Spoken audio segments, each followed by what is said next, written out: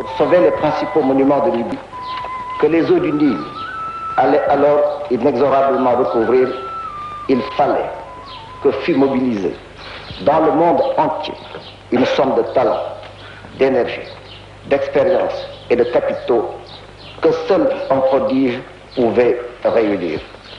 Ce prodige a eu lieu. C'est celui de la solidarité internacional. La primera presa de Asuán redujo considerablemente la nubia cultivable a algunos palmerales, algunos cultivos estivales entre innumerables aldeas reconstruidas en los límites de la primera presa.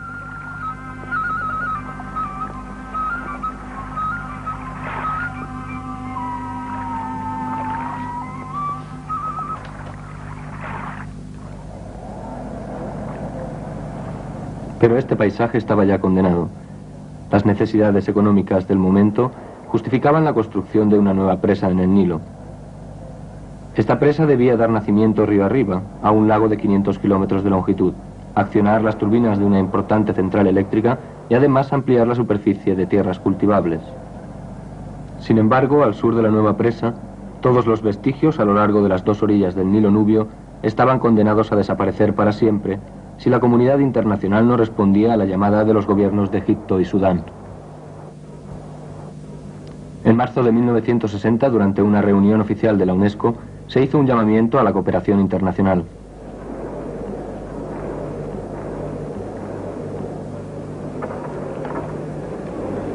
Une protection universelle est due aux monuments de valeur universelle.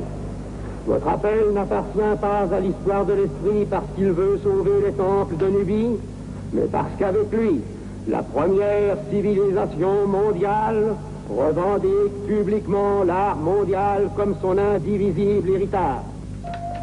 Tallados en la roca, los templos de Abu Simbel se alzaban abandonados a la orilla del desierto nubio. El gran templo, enterrado en la arena, fue redescubierto en 1813 por el orientalista suizo Ludwig Burckhardt. De estos templos, situados al borde del Nilo, no lejos de la frontera con Sudán, el más pequeño está dedicado a la diosa Hathor. Su fachada está decorada con estatuas colosales de más de 10 metros que representan al faraón Ramsés II y a su esposa Nefertari.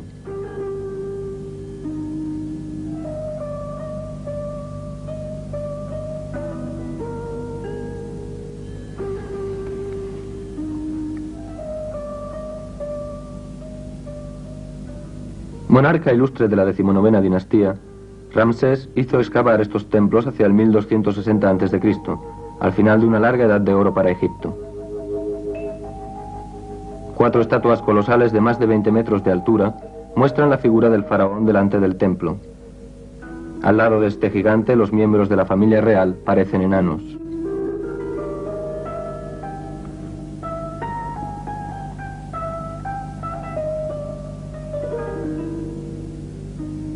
Sobre el muro exterior, los bajorrelieves encierran la vida de los hombres hace 3000 años. 2 divinidades del Nilo unen el lirio y el papiro, simbolizando la unión de los reinos del Alto y Bajo Egipto.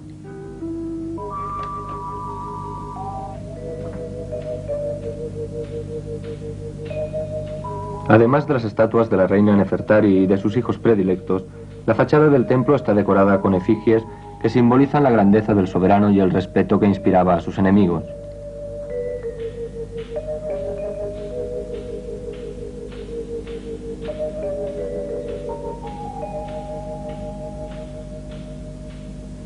Unas inscripciones narran las proezas logradas bajo su reinado.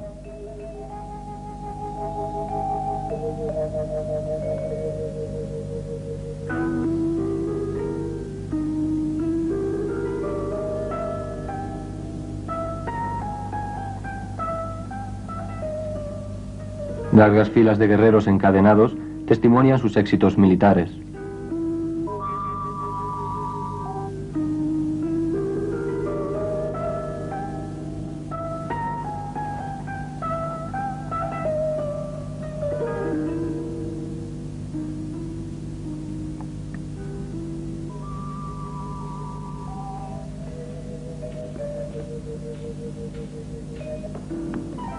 La disposición del gran templo permitía un impresionante efecto en la puesta del sol, prueba de la ciencia astronómica y de la habilidad de los arquitectos de la época.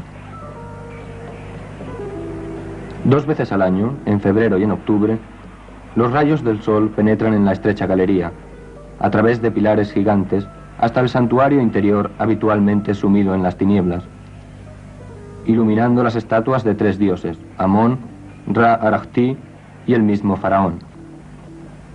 Solamente la estatua de Ptah, dios de las potencias subterráneas, permanece en la oscuridad. Los colosos de la gran sala hipóstila tienen más de 8 metros de altura y prestan al faraón los atributos del dios Osiris.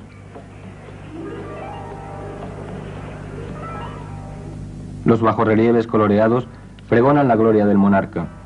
En 1285 Ramsés mostró en Siria su valor guerrero al derrotar a los hititas que habían invadido su reino.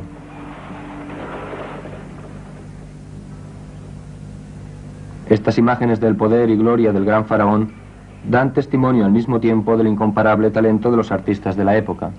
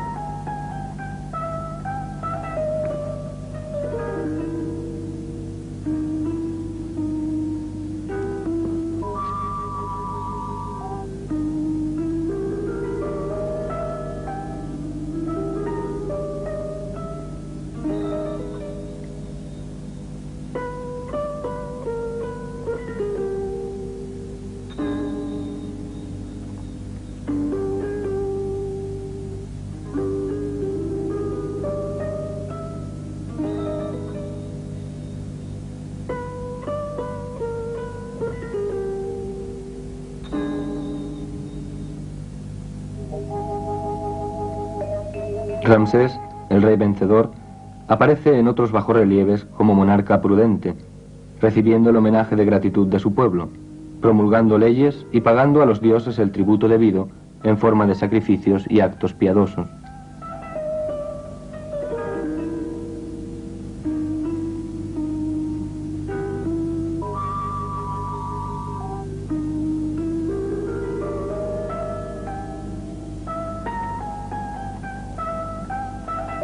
Hoy, 3000 años más tarde, los descendientes del faraón deben enfrentarse a problemas que hubieran confundido al espíritu de Ramsés. La zona en la que vive y trabaja esta población, cada vez más densa, se limita a una estrecha franja fértil que se extiende a cada lado del Nilo. El famoso granero de trigo que era Egipto se ha vuelto demasiado estrecho.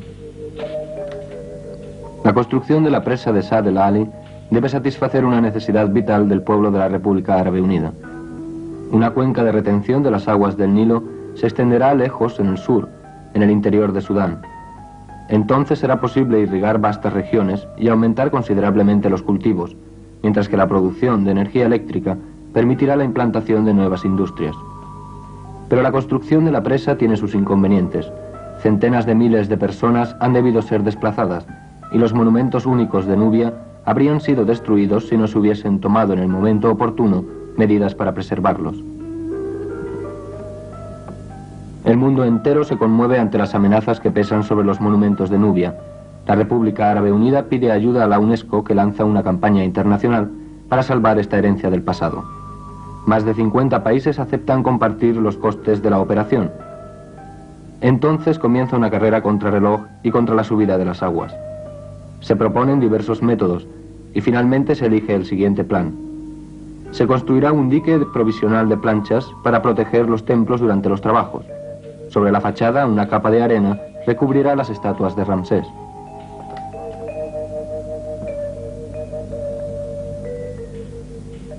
En el interior se construirá todo un sistema de sostenimiento con viguetas de acero.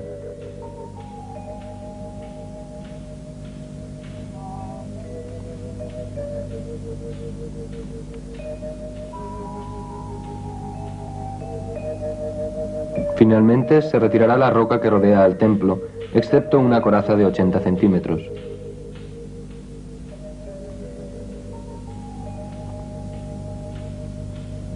Los templos serán cortados en bloques de 20 y 30 toneladas y puestos a salvo en una zona de almacenaje.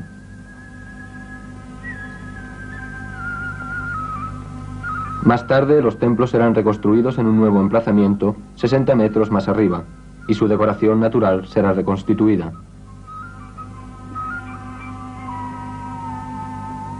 En noviembre de 1963, el consorcio de Abu Simbel, que agrupa empresas de 5 países, recibe el contrato para trasladar los templos. La misión es delicada. El clima y el aislamiento aumentan las dificultades. La ciudad más cercana, Asuán, a orillas del Nilo, está a unos 300 kilómetros, río abajo. No hay ninguna carretera para llevar los materiales, las máquinas, los alimentos. Un cargamento que viniera de Europa tardaría 5 meses en llegar. El viaje desde el Cairo dura 1 mes o 2.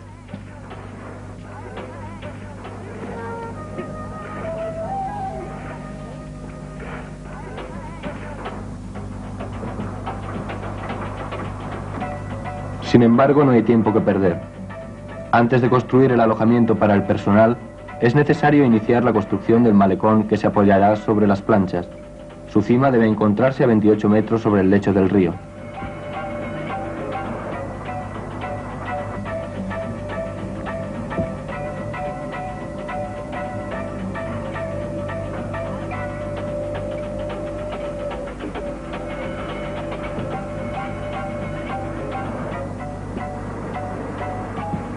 Noviembre del 64. Esta carrera contra el tiempo alcanza una fase crítica. Después de unas abundantes lluvias en Etiopía, el nivel del Nilo se eleva hasta 2 metros de la cima del dique. Por todos lados se trabaja sin descanso.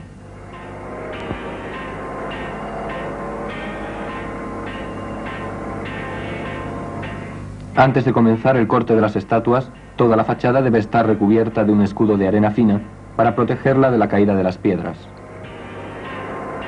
En los lugares más delicados, la arena es aplicada a mano.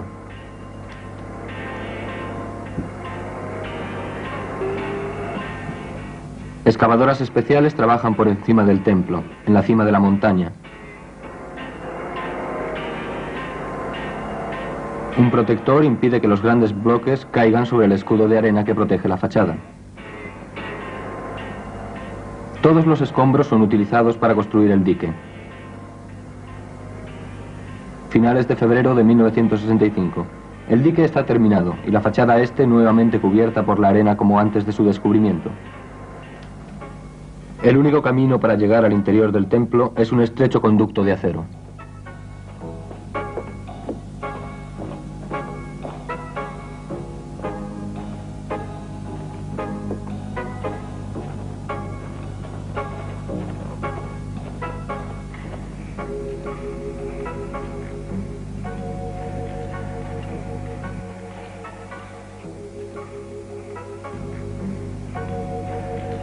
En el interior de los templos, 240 toneladas de vigas de acero aseguran su sostenimiento.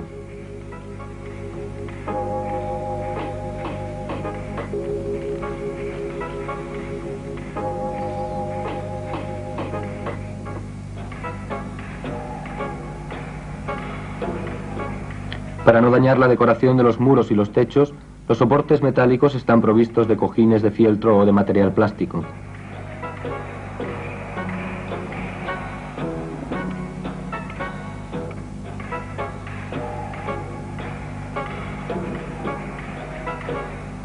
Cada pieza está numerada para que al reensamblarlas se siga el orden inverso que al desmontarlas. Las dificultades comienzan verdaderamente cuando se atacan las rocas que dominan el templo.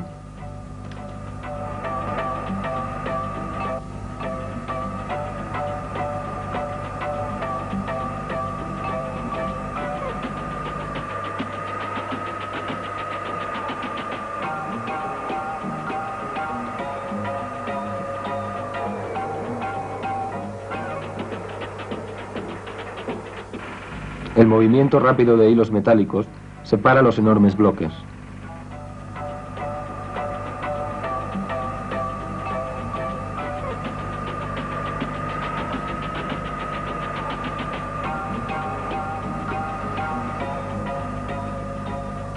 Pero solo es un ensayo general.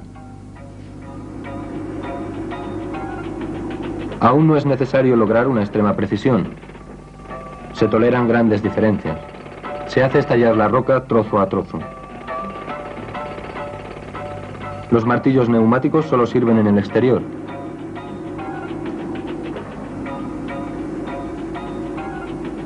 Aparatos de control miden constantemente las vibraciones que provocan. El volumen de rocas que dominan los templos disminuye sin cesar. Los derriot son destinados a levantar los bloques ya cortados.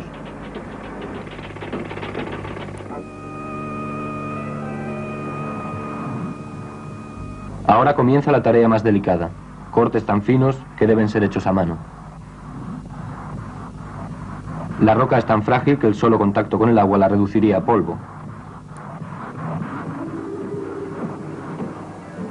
Cada bloque debe ser cuidadosamente marcado para poder ser repuesto exactamente en su lugar al reconstruirse los templos. 1047 bloques de los monumentos, 7700 bloques de la masa rocosa que los rodea. Peso medio de los bloques, entre 30 a 80 toneladas. Para transportar sin riesgo los bloques más pesados, se introducen en su interior barras guarnecidas de resina sintética para absorber los esfuerzos excesivos.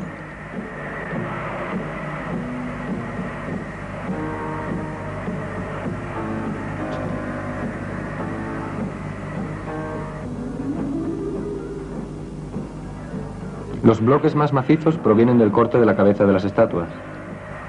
Los ingenieros tratan de no dejar rastros de cortes.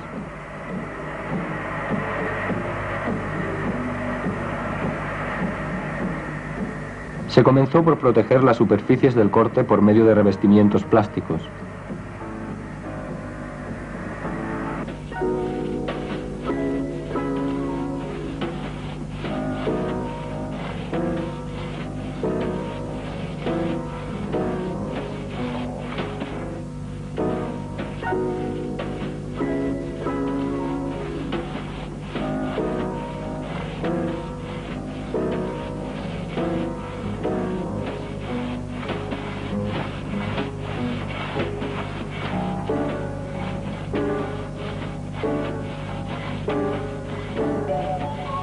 Desde el primer corte de la sierra, fue necesario continuar la tarea sin parar día y noche. A la más leve pausa, la roca desmenuzable, cubierta de trazos duros, amenazaba con desmoronarse.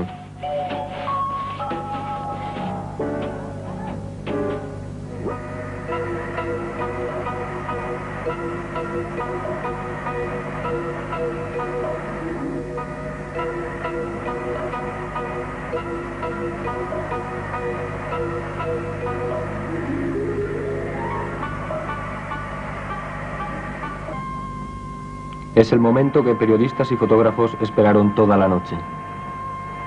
A Ramsés se le amputa su cara.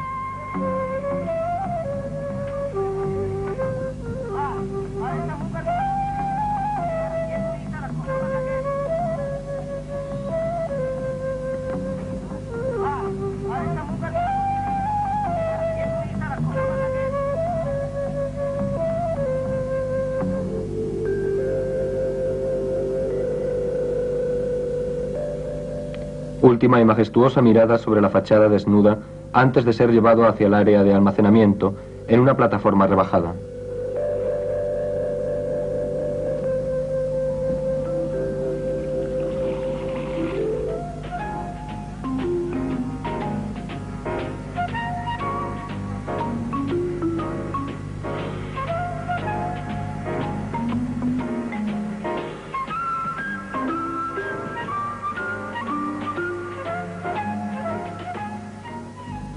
Las áreas de almacenamiento se encuentran cerca del lugar donde se reconstruirán los templos.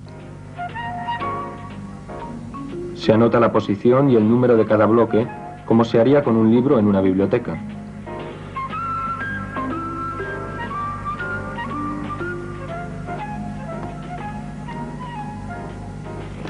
Desde esta residencia temporal, el faraón podrá observar las cúpulas de las casitas construidas para 1 millar de trabajadores.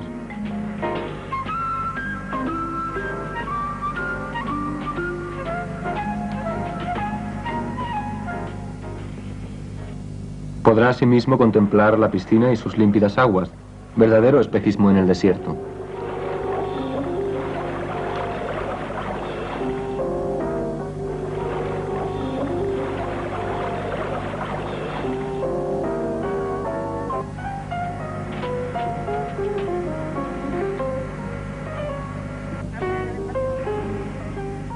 El Nilo sobrepasa ahora el nivel de la antigua base de los templos. El dique sirvió, los monumentos han sido salvados a tiempo. Los días pasan. El corte y transporte de bloques son algo rutinario. Ninguna dificultad en el transporte. Cada bloque es mantenido en la posición original para prevenir las grietas y rajaduras resultantes de una variación de fuerzas de presión.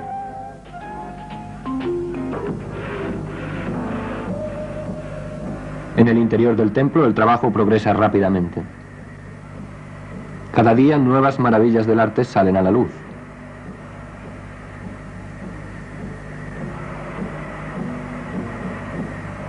No hay algo de temor en la mirada que el divino faraón parece lanzar sobre nuestra era tecnológica, nuestra era que lo preserva de caer desmenuzado gracias a la resina sintética.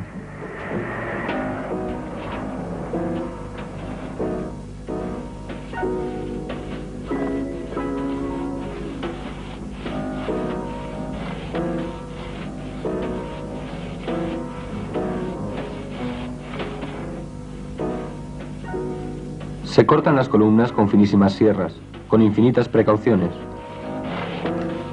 Expuestas a la intemperie, esas superficies son de una extrema fragilidad.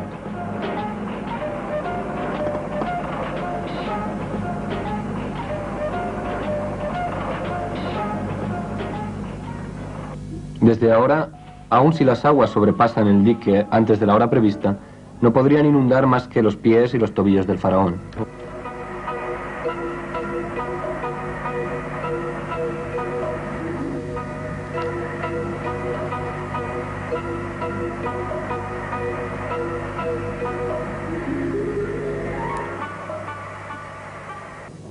El último bajorrelieve está listo para su transporte. Extraña coincidencia. Contiene el mismo lema que el del salvamento de Abu Simbel. La unión del Alto y Bajo Nilo, símbolo de riqueza y fertilidad.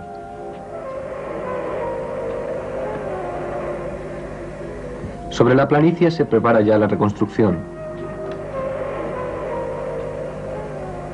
Primeramente se ha procedido a una gran nivelación. Luego se ha calculado exactamente el eje de construcción, a fin de preservar 2 veces al año el mismo prodigio luminoso, y se comienza a reconstruir el interior del templo.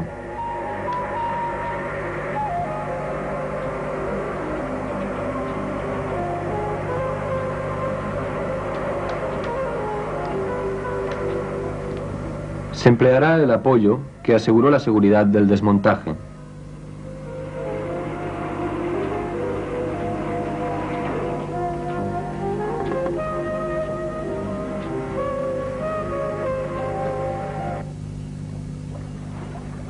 El ensamblaje de los grandes bloques de las fachadas muestra la precisión del corte.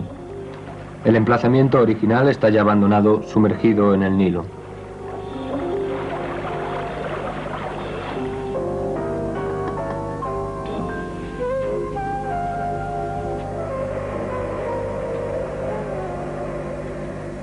Pero en su nuevo sitio los monumentos resucitan a medida que cada bloque reencuentra su lugar.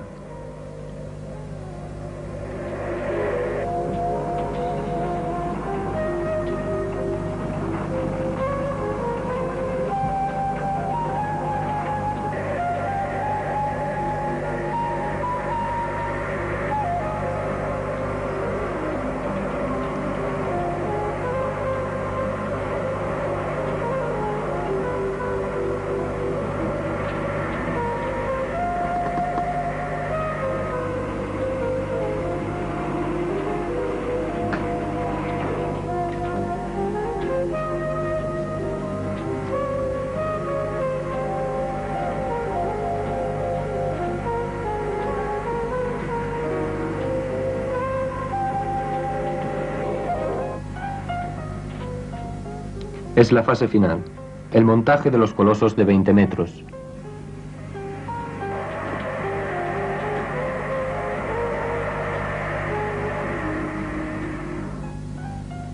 El faraón recupera su rostro.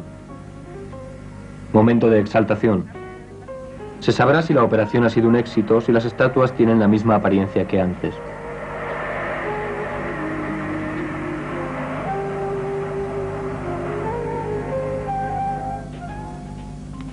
Sin embargo, la proeza técnica de transporte y montaje no significa el fin de los trabajos.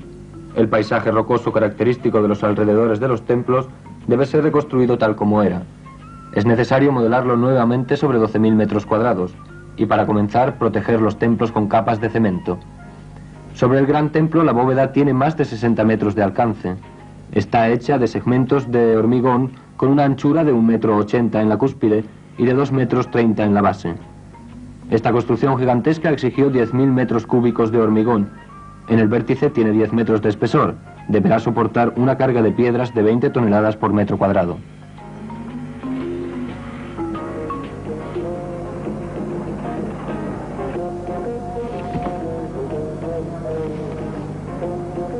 Sobre el templo, la masa de piedras es de alrededor de 350.000 metros cúbicos.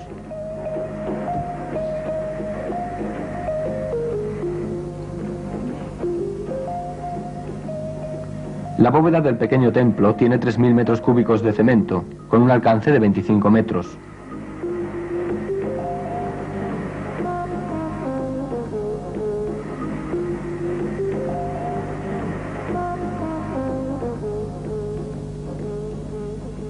Se colocan los últimos bloques de la fachada del templo pequeño. Será necesario aún encontrar la posición exacta de 7.700 bloques pertenecientes a los dos templos.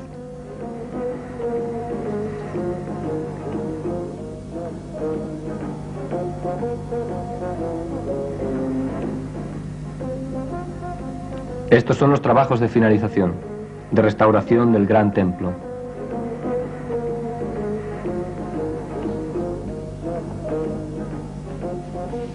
La fachada está protegida de fisuras y de la intemperie.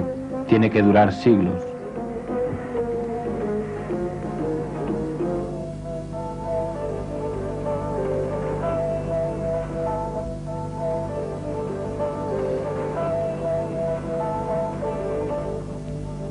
Los trazos de la sierra desaparecen. ¿Quién podrá creer que el templo ha sido completamente desmontado?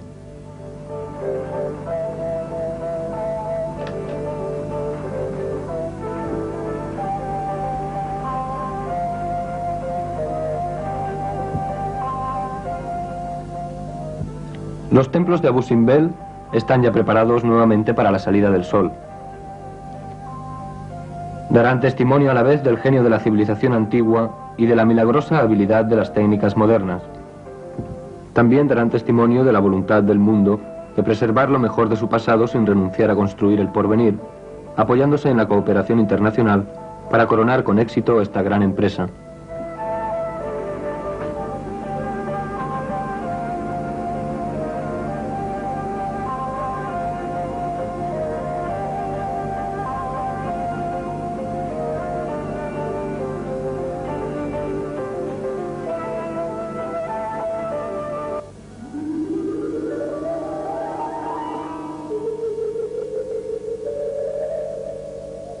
Desde 1960, toda Nubia, tanto en Egipto como en Sudán, se ha transformado en un verdadero hormiguero.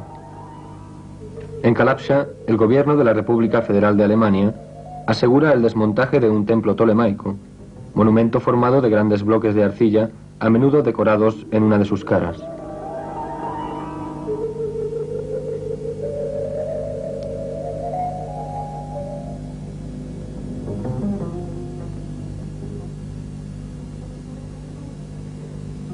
Los relieves son cuidadosamente protegidos.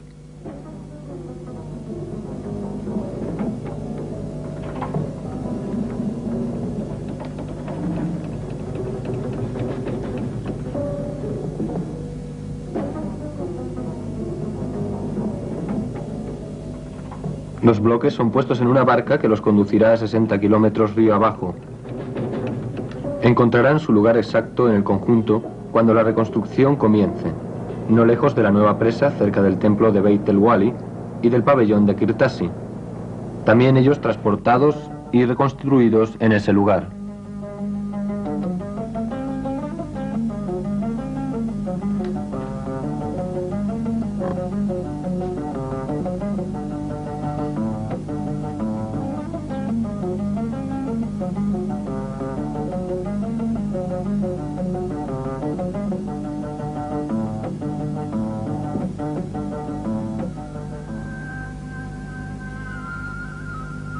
El templo de Kalabsha es así cuidadosamente levantado antes de ser reabierto a los visitantes.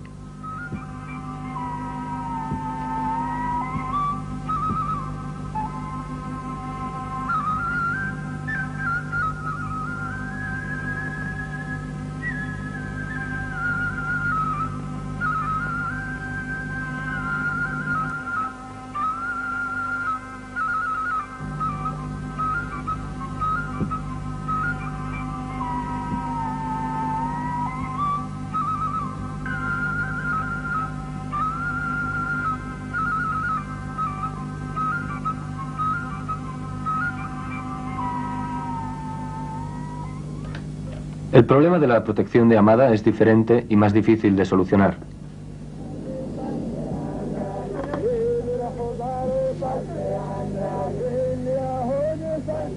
En efecto, este templo de la 18ª dinastía, construido con pequeños bloques de gres, tiene la particularidad de haber conservado a menudo el yeso pintado que recubre las esculturas.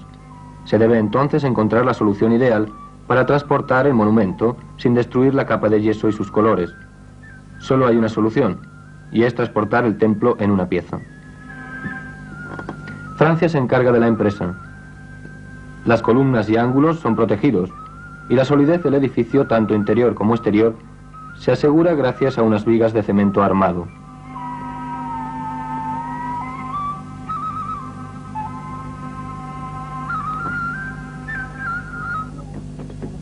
Después, el monumento es separado de sus cimientos y puesto sobre raíles.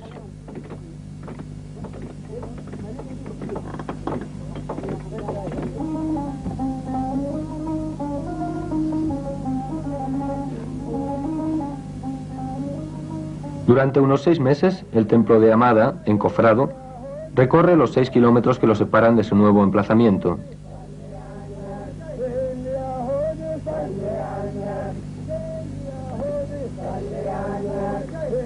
Es un trabajo delicado que exige una vigilancia continua.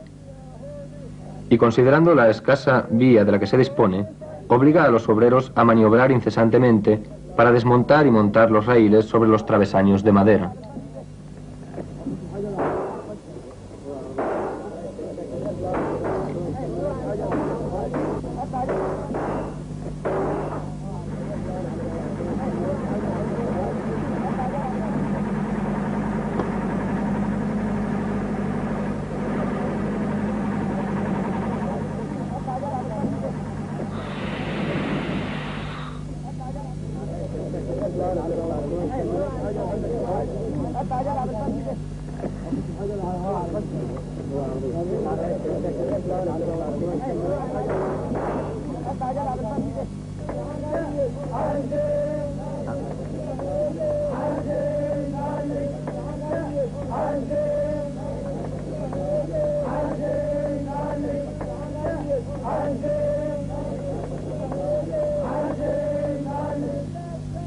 Amada, desembarazada de su armadura y vigas, se encuentra actualmente cerca del templo de Der y de la tumba de Pnut, que fueron reconstruidas en el mismo lugar.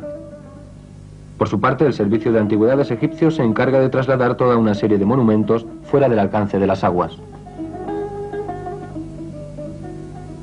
Primero, el más espectacular, el templo de Ramsés II en Wadi Sebua. Una avenida de esfinges coronadas conduce al pilono, y luego a las diversas salas.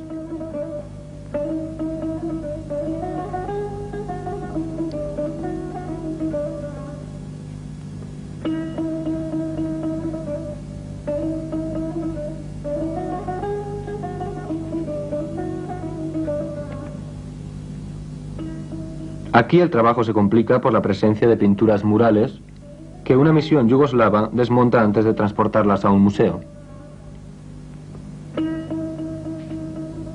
El método para cortar, desmontar, transportar y almacenar los bloques de un monumento está ahora a punto. Los del templo de Wadi Sebua se hallan aún hoy guardados antes de su próximo traslado al lugar donde los templos de Maharraka y de Dacca han sido ya transportados y reconstruidos por ingenieros y obreros egipcios. En Gerf Hussein, donde dada la carencia de medios fue necesario abandonar definitivamente a las aguas un templo de Ramsés II, excavado en el acantilado arcilloso, el Servicio de Antigüedades egipcio ha utilizado la experiencia de Abu Simbel para cortar ciertos relieves característicos.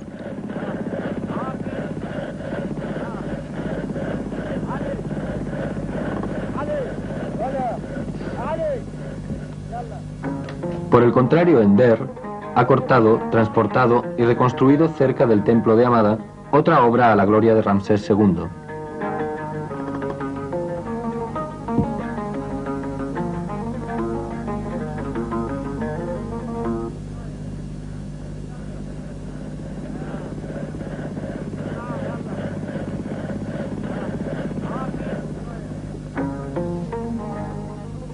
En Sudán, la cooperación internacional ha desempeñado el mismo papel que en Egipto. Los Países Bajos, el Reino Unido y Bélgica aseguraron el desmontaje y el transporte de los templos de Buhen, de Semna Este y de Semna Oeste, así como su reconstrucción junto a un estanque que simboliza el Nilo en el jardín del Museo de Jartum.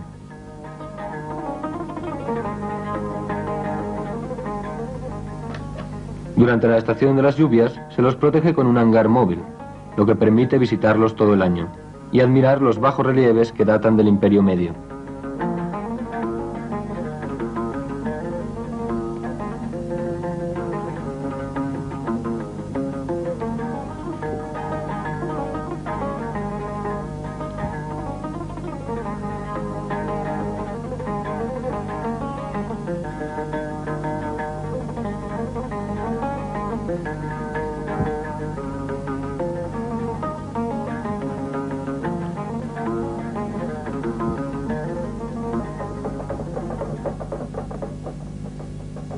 Si 50 naciones respondieron a la llamada de la UNESCO para salvar con su contribución los monumentos nubios, una veintena de estados, cuando pudieron, ofrecieron su cooperación subvencionando misiones arqueológicas. Los arqueólogos del mundo entero se encontraron codo con codo en la región amenazada para explorar los vestigios.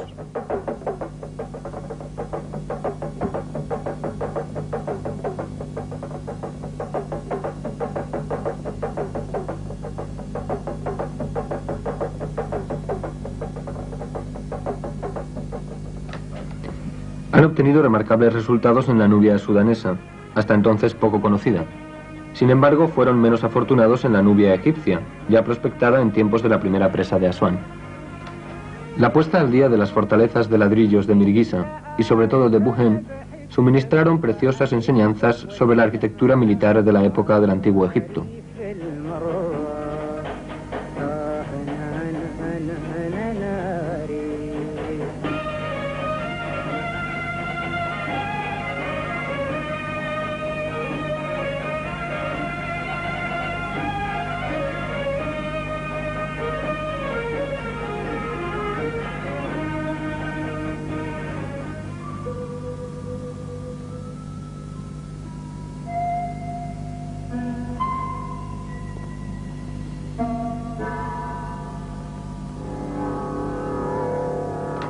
Toda una serie de hallazgos actualmente expuestos en el Museo del Cairo de Jartum testimonian la importancia y originalidad de las civilizaciones que se sucedieron en Nubia desde sus orígenes hasta épocas recientes.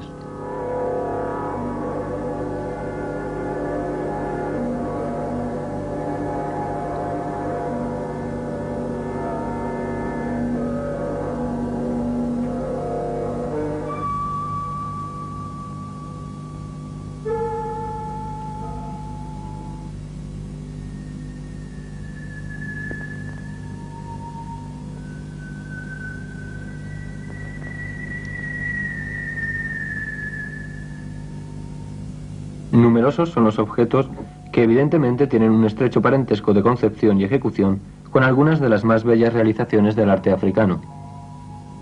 La civilización egipcia se extendió ampliamente y penetró en el corazón de África, como lo muestran diferentes vestigios encontrados en Nubia.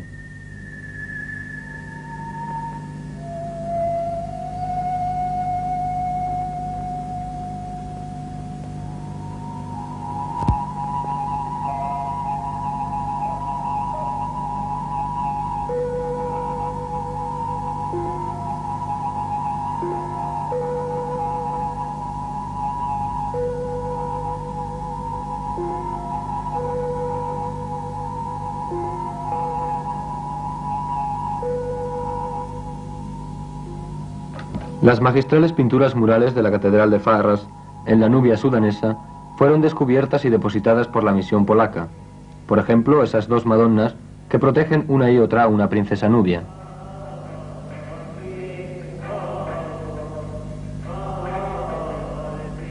O esa santa que se la creería pintada por Rouault.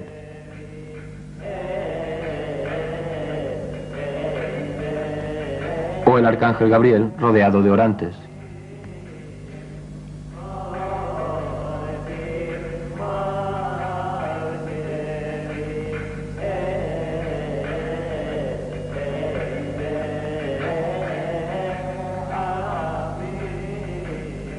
Así como Sudán donó a Polonia la mitad de las pinturas murales de Farras, igualmente Egipto mostró su gratitud hacia las naciones que lo ayudaron.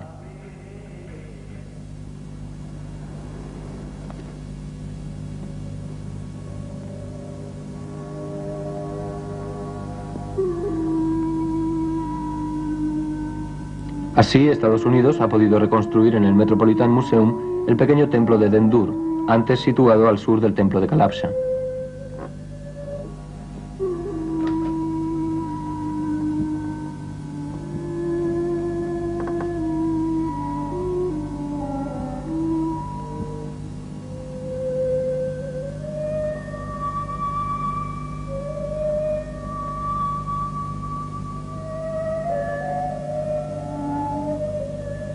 En los Países Bajos, el Museo de Leiden se honra en poseer actualmente la capilla norte de Tafer, que se elevaba a 50 kilómetros al sur de Asuán.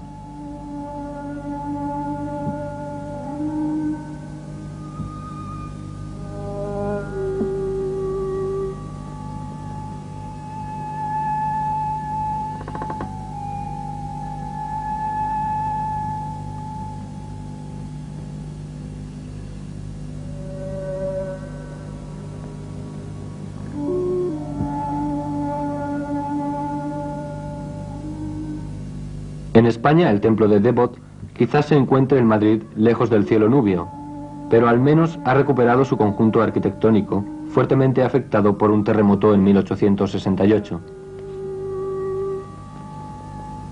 De todos modos, la campaña internacional para salvar Nubia no ha concluido.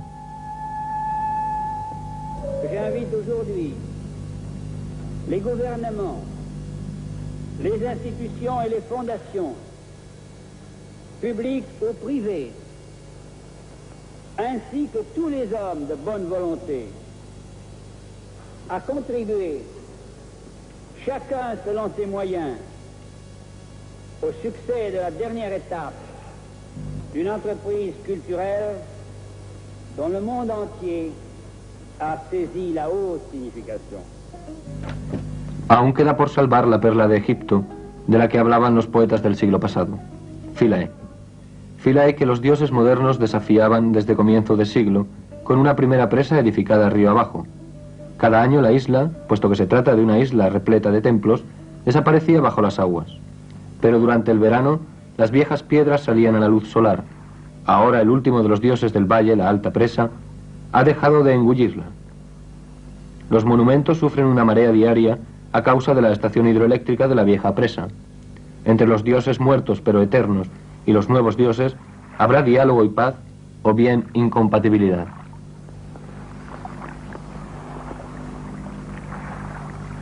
La isla de Philae ofrece un espectro único de estilos arquitectónicos. La marca más antigua data de la época del faraón Nectanebo, que reinó a mediados del siglo IV a.C., aunque un altar se remontaría al siglo VII antes de nuestra era. Con respecto al monumento más tardío, es un espléndido quiosco de estilo greco-romano, supuestamente levantado bajo el emperador Trajano.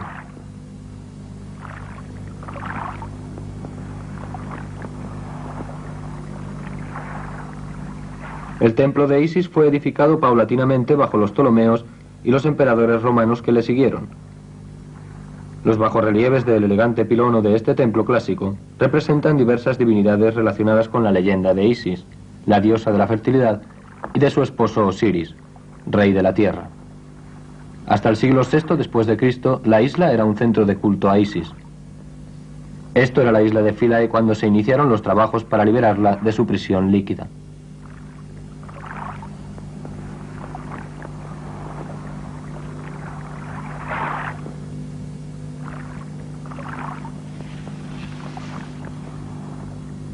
Muchas soluciones técnicas fueron propuestas, empleándose finalmente la que consistía en construir un dique alrededor de la isla, bombear el agua, desmontar los monumentos piedra por piedra y reconstruirlos en una isla vecina descubierta llamada Agilkia. La construcción del dique comenzó en junio de 1972.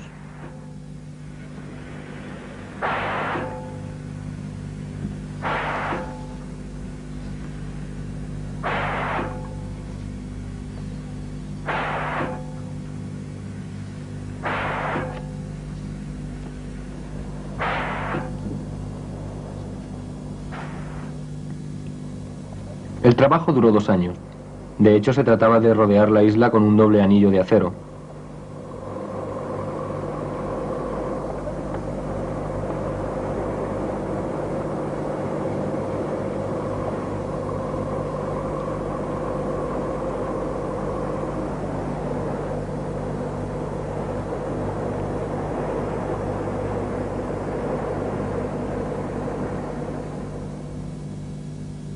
Inmediatamente después, la cavidad entre los 2 anillos debía ser rellenada de arena.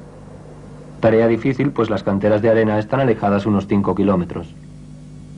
Era necesario transportar miles de toneladas de arena por un proceso hidromecánico.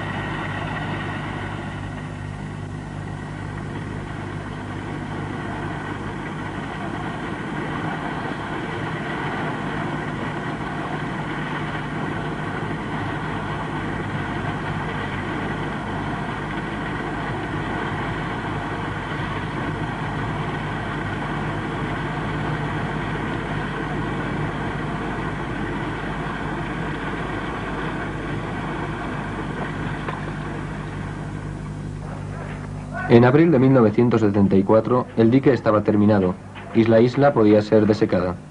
La operación de drenaje duró varios meses.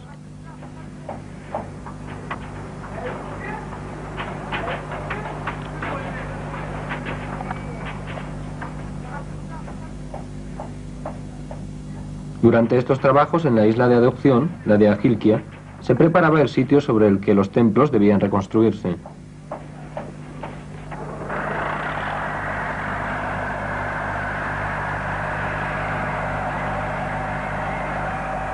Era necesario allanar el terreno en ciertos lugares y en otros ensancharlo.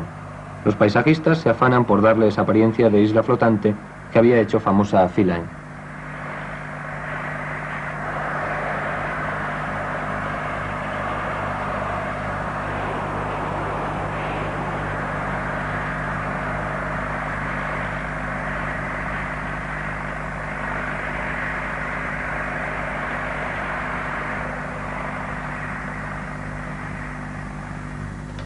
A finales de 1974, la isla de Philae fue liberada de las aguas y los obreros comenzaron a retirar el limo que recubría los monumentos desde que la isla había estado sumergida.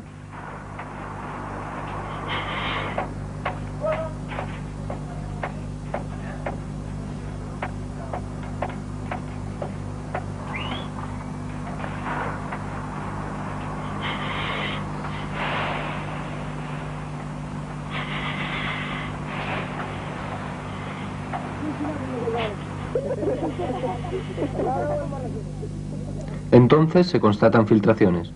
Son necesarios más meses para llevar la operación a buen puerto, pero seguía habiendo limo, una capa que alcanzaba los 4 metros en ciertos lugares.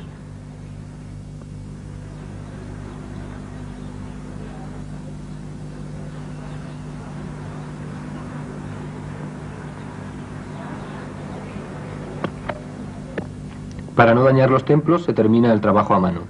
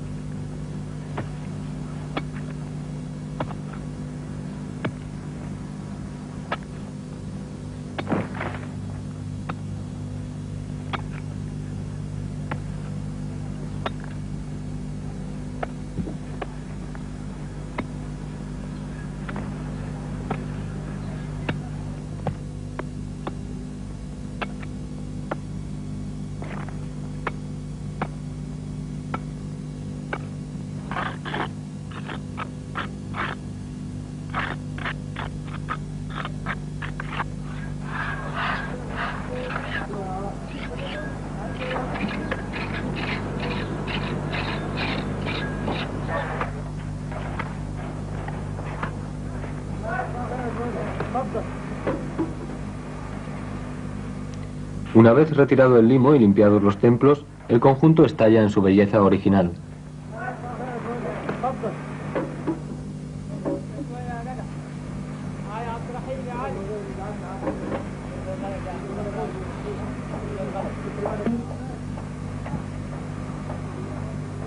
A finales del siglo pasado se construyó la primera presa de Asuán y la isla de Philae fue objeto de trabajos minuciosos que completaron más tarde exámenes fotométricos. Con templos desmontados y sus cimientos puestos al desnudo, los arqueólogos tienen una nueva página de la historia que escribir, puesto que no es imposible que aparezcan restos de monumentos más antiguos. Hay una gran riqueza de inscripciones en la isla, algunas de ellas en escritura demótica, que son actualmente objeto de nuevos estudios.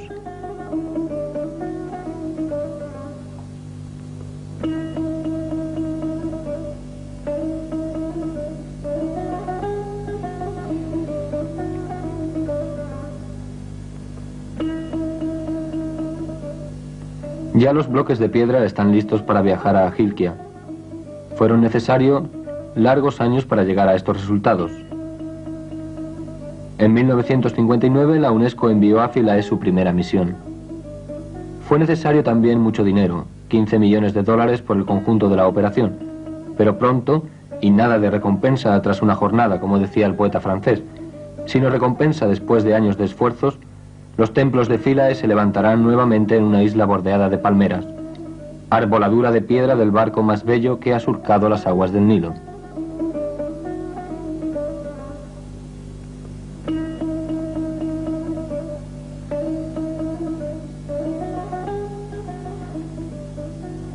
Au milieu des drames, des conflits, des divergences, des dissidences politiques ou religieuses, voilà que nous faisons renaître des temples bâtis il y a quelques milliers d'années. Hoy no existe un lugar mejor que Egipto donde se manifieste esa pervivencia histórica, cuyos símbolos son Abu Simbel y Philae, y la inmensa solidaridad internacional suscitada por la UNESCO.